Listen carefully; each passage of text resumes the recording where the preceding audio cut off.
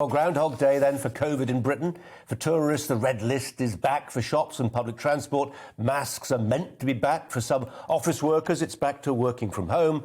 For test and trace workers, it's back to business.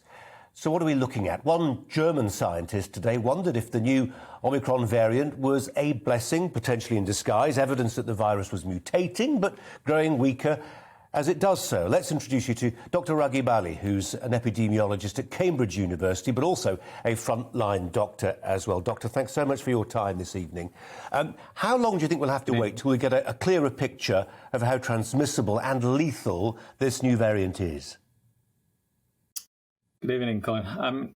The first point, in terms of the transmissibility of the virus, we have some early indications from South Africa that it is highly transmissible and is probably more transmissible than the existing variants. But that doesn't mean that it's more severe, and the early indications have been reassuring. But to be honest, it's too early to know. So it will take another couple of weeks to know whether these cases are leading to hospitalizations and death. And obviously that's the key outcome of interest for us as doctors, to make sure it's not progressing to severe disease. So we will have a much better idea in 2 to 3 weeks. You're not setting, I totally get why this would be, you're not setting too much store by some anecdotal evidence coming out of South Africa from doctors there saying this seems to be afflicting the young, but the young only mildly. So South Africa is a much younger country than here and the rest of Europe. So the majority of people who would have got the virus would be young anyway, because 80% of people are aged less than 40, from what I know. And so and even in the UK, generally the disease is mild in the young and has been throughout. So it's not, as I said, it's too early to know what the impact will be when it gets into older age groups, and particularly those who are both older and have other diseases, comorbidities.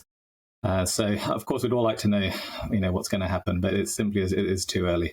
Of course, we hope that what's been described will continue to be the case in older age groups, and particularly given the context in the UK, that people who have been vaccinated or who have had previous infection, that will protect them against this new variant and not cause severe disease.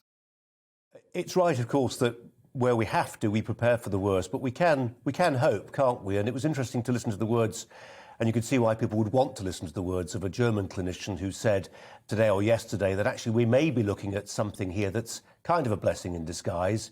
We may be looking at a variant of the virus which actually is potentially weaker and as such will be part of that evolutionary process that sees the virus weakening over time, becoming more like the cold. Of course, we'd all like to see that. And I think there has been something of an overreaction, particularly on the first day this was announced.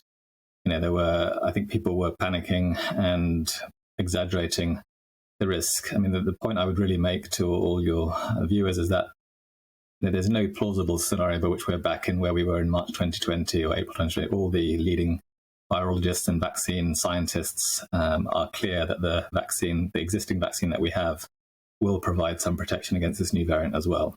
So even if it doesn't turn out to be weaker, even if it turns out to be similar or cause more severe disease, we have we're in a very good position in the UK because of our very high levels of immunity here.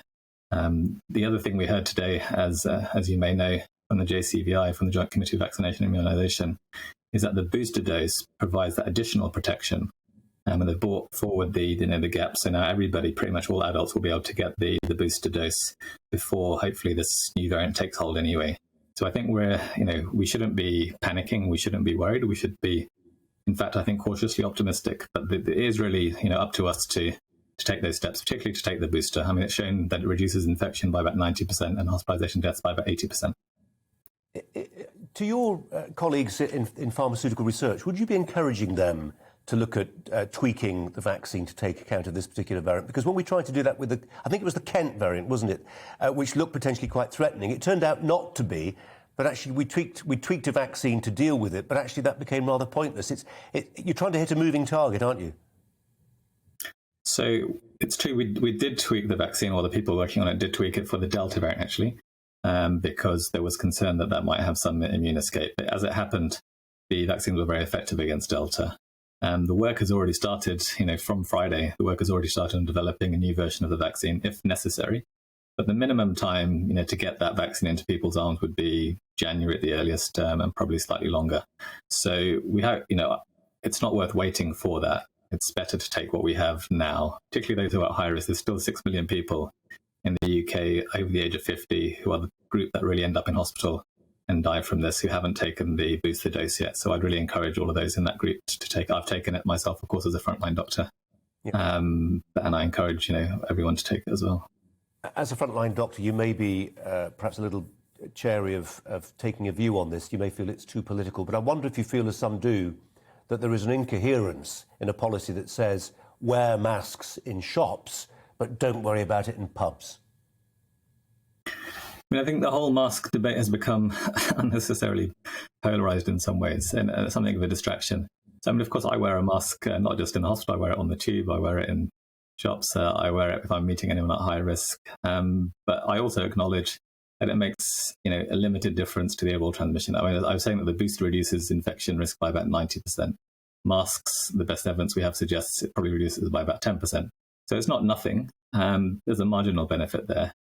Personally, I think the approach should always be to try to encourage people to wear a mask, to convince them of the benefits of wearing a mask, rather than forcing them to. But I also understand that on public transport, when people don't really have a choice how they get to work, that it's reasonable to expect everyone to wear a mask in that particular situation.